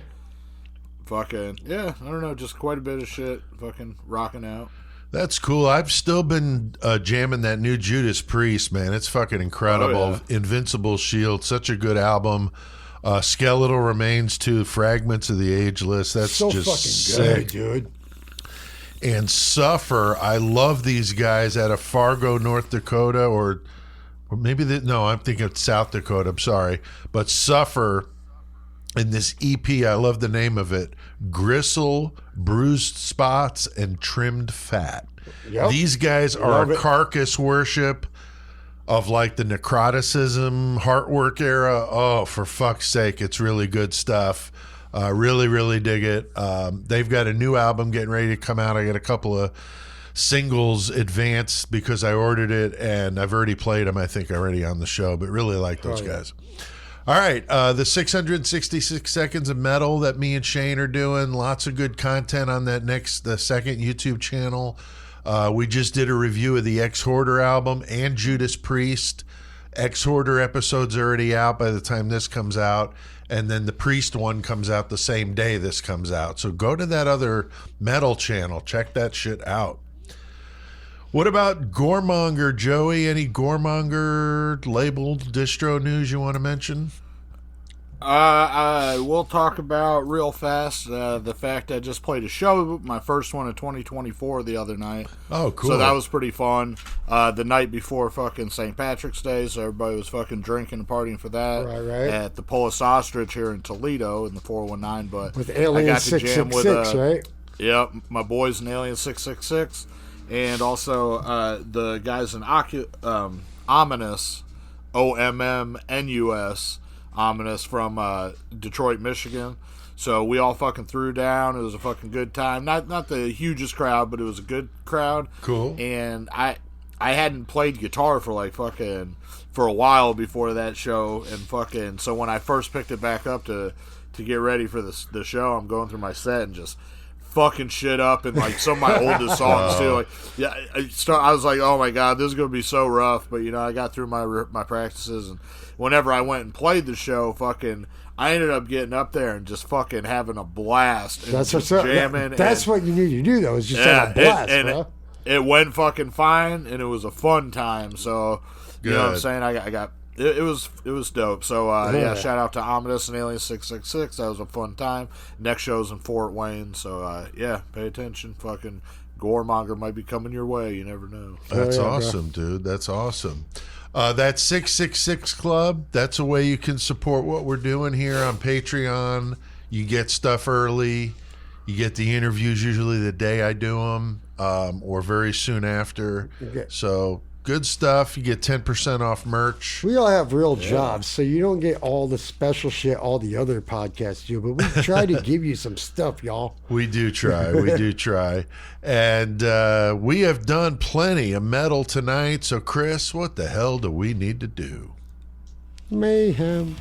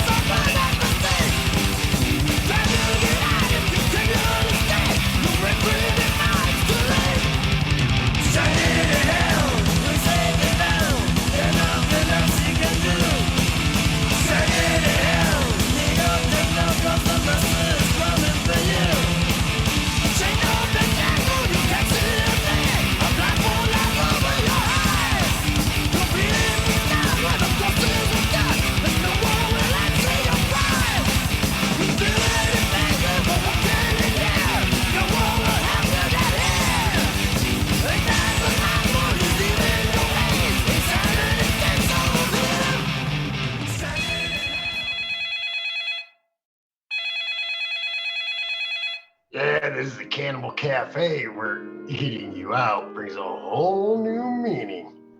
How the fuck can I help you? Yeah, this is Frankie, and I'd like to make a dinner reservation for two this Friday at 8 p.m. if possible. Dinner reservation? You don't need to call us to cannibalize any of our members. You take care of that on your own. Just go on our message board and let everybody know what you're looking for. There was a guy on there last week. He wanted some motherfucker to bite his dick off while he was still living, and he enjoyed every second of it. So I know he's still not available, but there might be others. What? Did you say biting someone's cock off? I thought this was a vegan restaurant. I'm offended. Can I speak to a manager? I'm going to leave you a negative Yelp review. I am the boss, motherfucker. Go take your bee's ass and jump the fuck off. You fucking pose a cannibal wannabe, motherfucker. Oh my God. Oh, Jesus. Cannibal Cafe, Chris. Wow, that was fucking special. It's a good time, man. That was good. That was good. And so I was the caller. That was ridiculous. And before that, though, Joey, some Nuclear Assault, dude. That was badass. Yeah, we jammed the song Stranded in Hell from fucking Game Over. Yeah, definitely. That's old school for sure. It was funny because I man, if you just heard the metal segment, you know, I could have played all kinds of songs with Dan Lilker. But it was funny because I hadn't sent Pete a track yet to use for the fucking podcast until this morning, and for whatever reason, when I woke up this morning, I had that song in my head, Stranded in Hell, and I was like, that's it, that's the one I'm sending. So that's funny, perfect. And I was so busy, I forgot all about it till I got your text. I'm like, oh yeah, you didn't send me a song yet. So perfect. It worked out really good. So yeah, that's awesome. And then that commercial, that was just so funny. Oh yeah. All right. Well, Chris, I know you said you had something you wanted to bring up here in this segment. So what do you want to talk about? There's going to be Mayhem, but what brought it on is not Mayhem. So at the beginning of the episode and shit, I said, I am not sober. So today we put down a friend. Like, he passed away. He had stomach cancer, and he passed. Joe, you know him, Steven Stark, you know. Yeah. So yeah. Yeah, so his funeral was today. We did the funeral. It's been knowing him for fucking ever, dude. Like, I was a teenager when I met him. I'm 46 now, so. Wow. So all the fucking homies got together. We had motherfuckers coming from, his sister came from Virginia. Fucking homie, fucking Los came all the way up from New Orleans and shit. Nice. So we had all the homies from that crew together. And it was cool. God damn it sounds stupid saying it was cool. Because the circumstances suck, but it's dude. Cool that you guys supported, you know, and you were there, so and everybody was there. So then we, after the funeral and everything, we all got together. We met at a bar. We had some drinks. We all had good times. Now, one of the things that's the mayhem is Michael got on his Facebook today on the way to the funeral. Joey, 3 years to the day is when we were in Mississippi and Los came to see us from New Orleans, where we were at. 3 years to the day. That's crazy. What the fuck is just happening, dude? Yeah, that's a weird coincidence. He's up here right now on 3 years to the day. Yeah. And now, the mayhem story I'm going to tell, I don't know if I may have told this before, but if I have, fuck it. It's all right. It's a story about Steve that I love. Hell yeah. So we're driving down the fucking road in his fucking drop top. I'm in the back seat. I think it was Michael in the back seat. Steve's driving, Crack's in the front seat. Just ripping down the road, 100 miles an hour at least, past this car. It's a motherfucking cop. Oh, yeah. Just like, shit. So Steve's just passing this cop, like, gone. Cop obviously clicks his lights on, pulls us over, looks at Steve's like, what the hell do you call that? And Steve's just like, what? He's like, you see what you just did? I'm a fucking marked police car, and you're just like, brah, gone. So, like, she's like, I didn't realize you were a cop. I would have kept going either way, but because Steve didn't know. Well, meanwhile, Crack, not 21, is sitting in the passenger seat with a cooler full of beer and empty cans in between his legs. It's like, well, fuck. So they take Crack to jail, but they look at Steve and, like, do a field sobriety test. And Steve's standing there like, okay, he fails his. So, like, who else wants to do it? I'm like, I'll do one. Now, mind you, I had drank just as much, if not more, than Steve had. I passed my field sobriety test. Wow. It was like, you just take this car, you drive it home, and don't let me see it on the fucking road again. Like, fuck yeah, we're out of here, bro. Wow. And drove we are out, bro. Michael didn't have to toss anybody off? No, we drove the car to Mom and Dad's, parked Steve's car, took Mom and Dad's car, went to the jail, and bailed Crack out of jail. Wow. Hell yeah. A little mayhem there, a little Shawback mayhem. That's always fun. All right. Well, the 666 seconds of murder may not be fun, but they're definitely been fun to put together.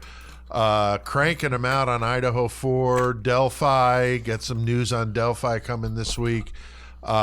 Strange Suspicion was on. I had A.R. Hayes on. Did the interview with Jeff, which I'm going to talk about here in a moment. But also another episode of the True Crime Deep Cuts episodes that came out this last week that did really good. Like 11 or 12,000 views so far on that one. So really, really good shit. And the interview I did with Jeff on Sunday was a lot of fun, as always is with talking with him. We did the episode will be out. The full interview with him on video will be out this Friday, the 22nd, the day after this episode comes out. And we talked about his love of true crime, the Profiler game, book coming out. He's got a lot of shit happening. And we did the contest where you can win a copy of Killers, the card game, plus an expansion pack and a Murder Metal Mayhem zombie t-shirt and die-cut stickers. So what a contest. Yeah. You got to listen to the interview or watch the interview I did with Jeff, because there's clues and a question at the end that everybody that watches it will know the answer, and then you're entered in the contest. So the contest is over Monday, March 25th. That's 2024 at midnight.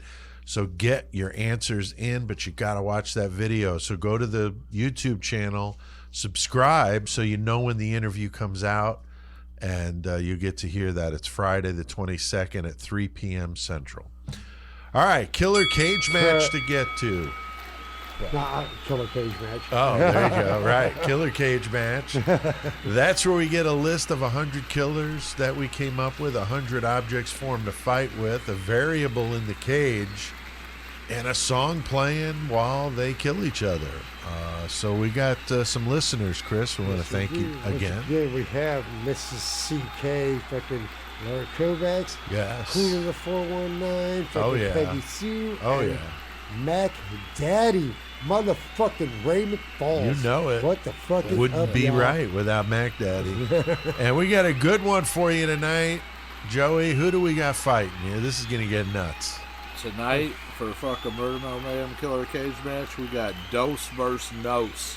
And what I'm talking about is motherfucking Jerry Brudos versus Eileen Warnos.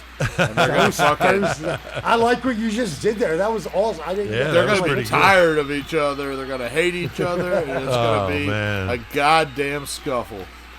A little bit of a kerfuffle here. And then, Chris, what are the objects they're going to fight with? So they got themselves a fucking pair of fucking needle-nose pliers. Oh, some Lawrence Bittaker shit. And a goddamn other. Oh, yeah, right. I didn't think of that. And a goddamn snapping turtle. We've had the snapping turtle and the pliers And the both. pliers. So, I mean, it's going to get nuts. They're going to fuck your shit up. Either And one. Joey, what about this variable here? Dude, I know I already told you guys I busted kickflip over a snapping turtle back in the day, and it was Right. It showed its mean side, so I know how vicious that can be. Yeah, but also, and also for our variable though, we have David Draymond from in a tutu, wearing a tutu. Oh, God, Jesus. that's a fucking frightening thought. And the song playing Sharp Dressed Man by ZZ Top. Okay, I like that. So we got that jamming damn. on that 666,000 watt Murder Metal Mayhem system. And we got the shoe fetish slayer himself, Jerry Brudos, going up against that prostitute fucking killing on 95. Eileen Warnos with a pair of needle nose pliers and a snapping turtle. David Draymond doing fucking plies around in a fucking tutu. And fucking Every girl crazy by the sharp dressed man. So, Chris, First thing that's happened. that would sound good on that system, though. Yeah, Really. it would sound pretty fucking good.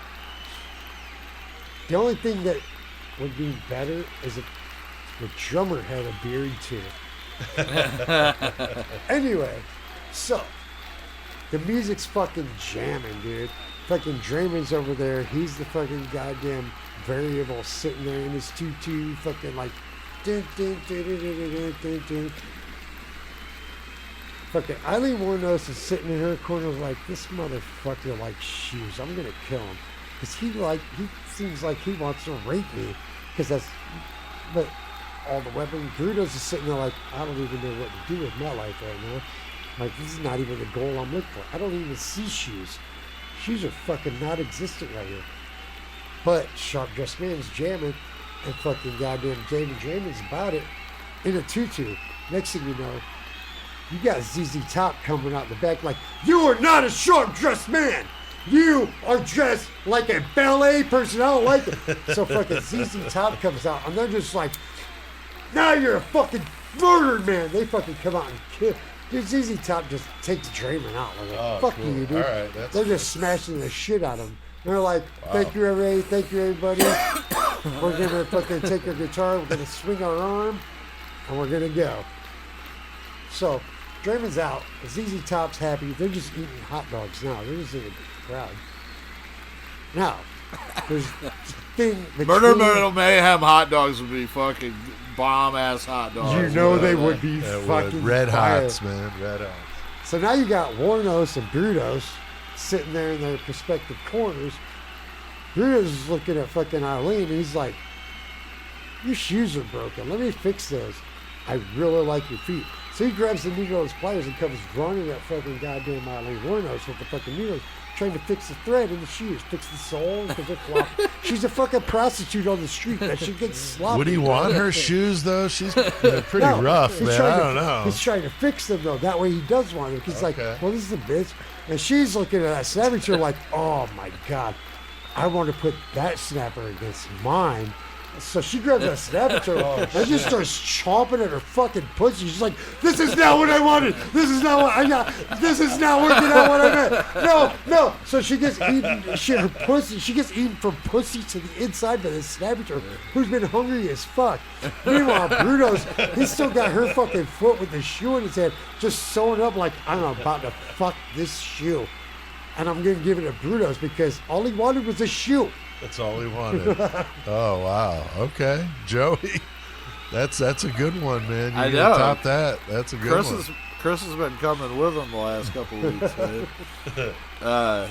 So, Sharp Dressed Man, that's some fucking badass riffs coming out of our system. You already know that's a good time. You know it We is. already established that we sell the bomb-ass red hot dogs. Right. Fucking the life of the stadium is fucking coming alive more and more each fucking week. We got the crowd. You hear the crowd. These motherfuckers are wild. Crowd's here. going nuts.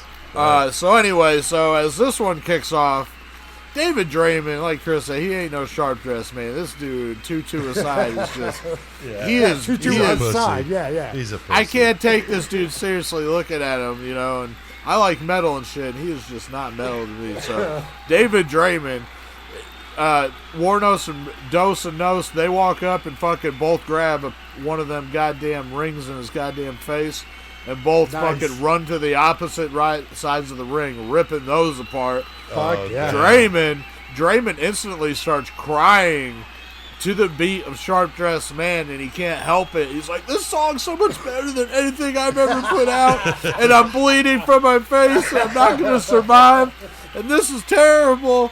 And he's done. I mean, he bleeds out. Nobody wanted him there in the first place, so he's fucking gone. No more David Draymond. Sharp Dressed Man definitely still fucking rocking. Fuck now, yeah, dude. Warnos and Brutos, they're just like, look, I'm fucking tired of your shit. I'm tired of your shit. She's like, look, bro, I fucking hate you, dude. You're a fucking piece of shit. You probably tried to rape me and fuck my kids. I fucking hate you, bro. And she fucking takes her trucker hat, pulls it down, and she fucking pulls up her goddamn sleeves, ready to duke it out. She's like, motherfucker, I'm going to show you what for. Brutus is like, well, goddamn, I just want some goddamn nice shoes, and the nicest ones I see are on that dead piece of shit Draymond over there. She has these combat boots with her tutu. Nice. Yeah, he's like, I want to rock those motherfuckers, so I'm going to go get them, but I got to get these needle-nose pliers to fucking get them off of this goddamn fat-ass cankles and calves because it's just horrible. So he's over there. Eileen Warnos cannot believe a Sharp Dressed Man is playing and she's air guitar and thinking about shit that this motherfucker's just ignoring her and not taking her seriously. Because, bro, she's a dude and she's about to fuck shit up and she don't take no fucking shit kindly. She's here for the mothership, fucking Independence Day and all. And she fucking goes over and fucking taps him on the shoulder. Brutos turns around. She bitch slaps him in the face. She's like, "Look, Haas, I heard that pussy goremonger talking about he kickflip over a snapping turtle, but dude, bro, that shit ain't nothing. I'm down here in Florida with goddamn alligators trying to get my snatch. You're a fucking lame." So she grabs that goddamn snapping turtle, fucking throws it right in Brutos' face, starts chomping out his goddamn face. Brutos don't know what to do now. Fucking Warnos is like, I got a good idea. She grabs fucking Jerry Brutos' balls and cock, rips them off with her hands, instantly sews them onto her own junk area. So now she has dick and balls. She's like, now I gotta go find my girlfriend Selby because I gotta fucking put it to her like I knew she could want it. And fucking Eileen Warnos leaves happy as the bro that she is and wins to Sharp Dressed Man, which she now is with her cock and balls. I like it, dude. Hell yeah. That's awesome. Hell yeah. I love it. Good stuff, man. Both of you guys coming up with some good shit this week. All right. Well, my latest book, Creation of Chaos 4, still out there on PeteAltieri.com. All my other books are as well. Updated that website today. Got a couple of appearances coming up, one in May and the other in October. So I'll let you know when we get a little closer when that is and where I'm going to be. One will be in Pekin and the other's in you going to Meth Town? I'm going to Meth Town. That's right. Sorry, Pekin people. But I know. They get it. Pekin people know. The audiobooks I got out there, if you're interested as well, I got them on my website. You can also get it on Audible if that's your thing, or Amazon or Apple. All right, well, we have done plenty of mayhem tonight, so let's hit the fucking outro. Walking in the shadows of the night, with no promises to give, stalking as I'm hiding from the light, got no reason to forgive. I'm a sea of agony, I'm coming back to die. Never ending appetite, you bleed until you die. I am the master of the fate. Oh, man, called Riffobia. Riffobia for a reason. Yeah, those guys are wicked, man. The song God of Hate, I definitely dig them. Non-stop riffing. I mean, non-stop, and the name says it all, right? Really good. Great thrash metal. Definitely check that release they did last year. Just friggin' unbelievable. All right, Joey, what about that bumper music we played tonight? You just heard Riffobia. We heard Church of Misery off top and Nuclear Assault in the metal segment. Nice. Oh, yeah. And speaking of the metal segment, Chris. Metal segment intro is goddamn one and only Chrysik's fucking great metal motherfucker. You know it. Fucking right. And the Murder Metal Mayhem intro is Crawl Space by Low 12. Thank you to everybody out there listening. Keep listening. To YouTubers that watch us. Thank you. And we keep seeing the numbers, and it's just jaw-dropping at times. So thank you. You guys are awesome. And Chris, we got a few comments we want to read. Yes, you do. Number one, we got Mark Edwards says, I never heard about the Dude in Queens. That's a fucked up story. It says you never know who lives next door to you. That's you true. Never know. That's true, Mark. That's a good point, dude. I had quite a few people from the area where I did the body parts in the freezer video on YouTube. Quite a few people commented and said, I live right near there and I didn't know about this. Right. Like, thanks for the fucking heads up. It was kind of crazy. Right. Yeah, there was multiple people that commented and said that. All right, Joey, what about that second one? Sunny Side Up 76 says, I'm in Brooklyn and appreciate the way you guys talk about these horrible cases. You do it in an organized but funny way, easy to listen to. We are user friendly. That's right. Thank you, Sunny Side Up. That was cool little comment there. That shit. It's good. Ezra B. Heller 4 comments, Murder Metal Mayhem 666, man, love your shit on YouTube. And now I found your podcast, and it's even better. I love the sick humor. Those commercials you guys do are awesome. Oh, yeah, thanks, Ezra. Hell yeah, Ezra. That's cool, Fucking man. right. I love this last one. This one's mine. I love it.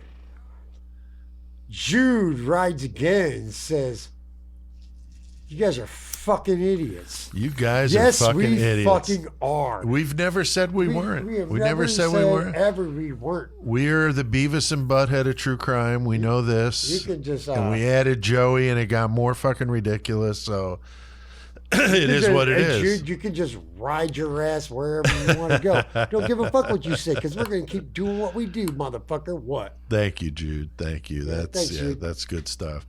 All right, got my website link down below. Murder Metal Mayhem, same thing. We got that Hysterical, Distasteful, and Stupid Volume 1. Joey's going to have physical copies of that here soon. You can get it. They have been submitted to press and hopefully en route to my fucking house. Awesome. Awesome. FTA 079, the newest release, the first comedy release on my grindcore label.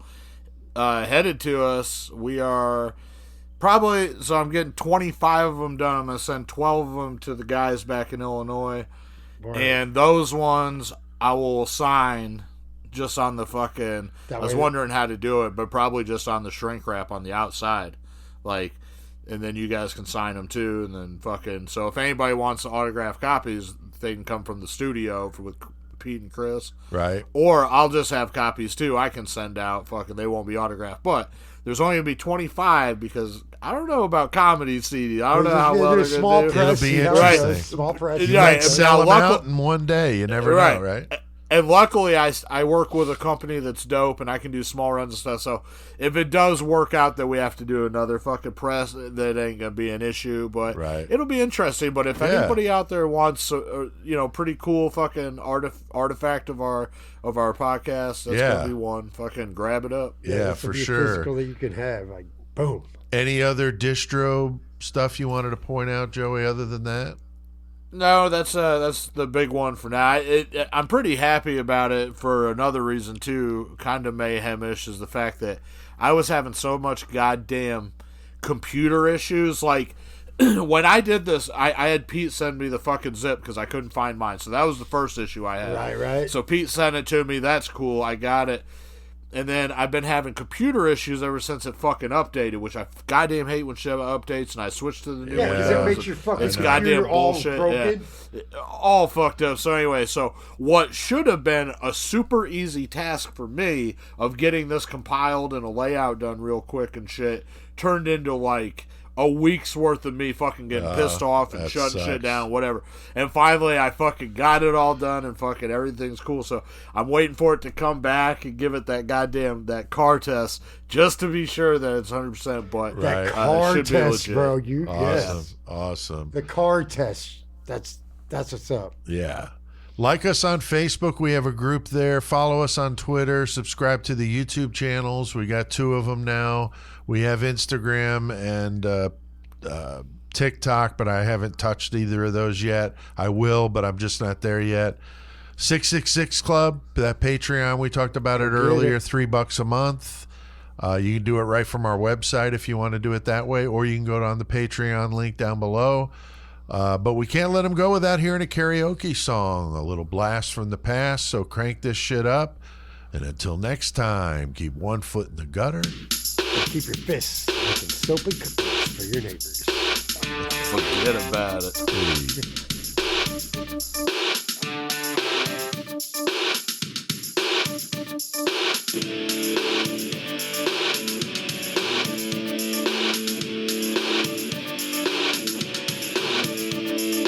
I can't stop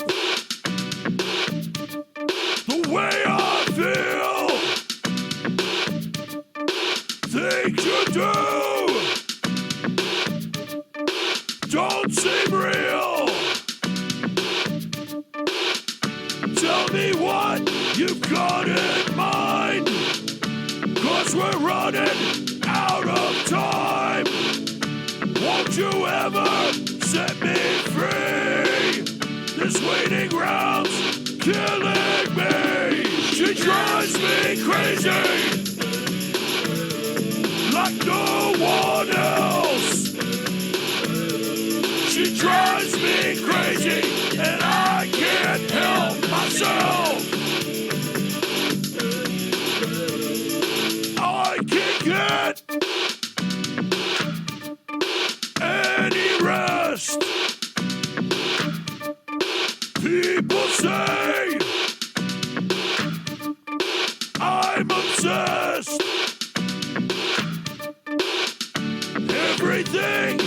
say is lies. But to me, there's no surprise.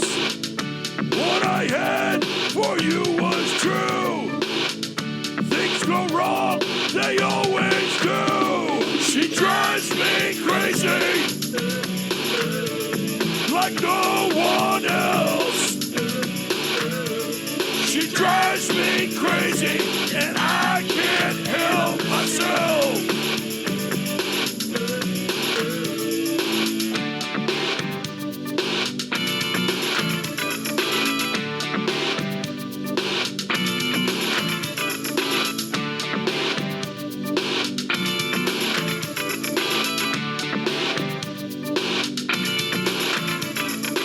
I won't make it on my own. No one likes to be alone. She drives me crazy, like no one else. She drives me crazy, and I can't help myself. She drives me crazy, like no one else. She drives me crazy, and I can't help myself. She drives me crazy.